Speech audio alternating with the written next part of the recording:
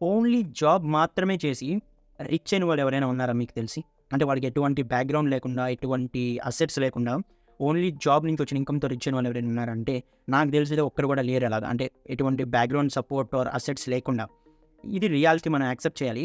చాలా వరకు ఏమనుకుంటారంటే నాకు 1,00,000 సాలరీ రావాలి మంత్‌కి ఆర్ 2,00,000 సాలరీ రావాలి మంత్‌కి అప్పుడు నేను సెటిల్ అయినట్టే అనుకుంటారు. బట్ రియాలిటీ ఏంటంటే మీకు మీ ఇన్‌కమ్ పెరిగే కొద్దీ మీ రెస్పాన్సిబిలిటీస్ అండ్ మీ ఎక్స్‌పెన్సెస్ కూడా అలానే పెరుగుతాయి.